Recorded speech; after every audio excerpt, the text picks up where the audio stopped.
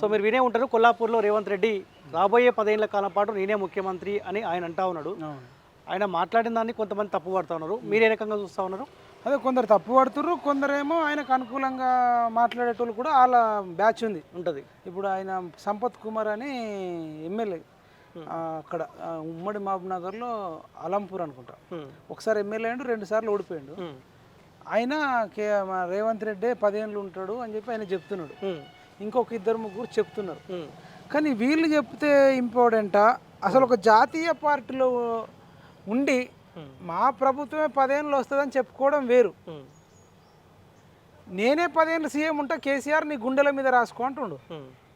సరే, ఆయన గుండెల మీద రాసుకుంటాడా, ఆయన గుండు మీద రాసుకుంటాడా, ఆయన వీప్ మీద రాసుకుంటాడా మాకు సంబంధం లేదు.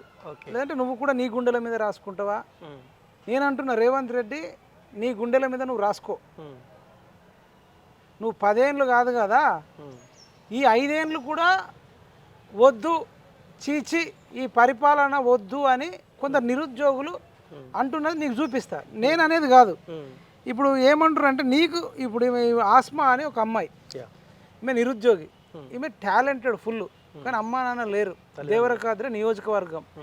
ఈమెకు ఇల్లు శాంక్షన్ అయిన తర్వాత క్యాన్సిల్ చేయించారు.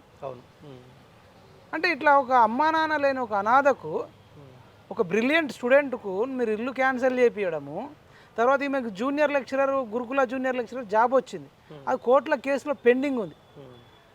అంటే ఇట్లా పెండింగ్లో పెడతారు, క్యాన్సర్లు చేస్తారు. ఇంకా అనేక మంది నిరుద్యోగులకు అసలు నిరుద్యోగ భృతి లేదు. 5 లక్షల రూపాయల కార్డు ఇస్తా అన్నారు, అది లేదు. 2 లక్షల ఉద్యోగాలు అన్నారు, ఇది లేదు. నేను 10 ఏళ్ళు సీఎం ఉంటా అంటున్నావు అంటే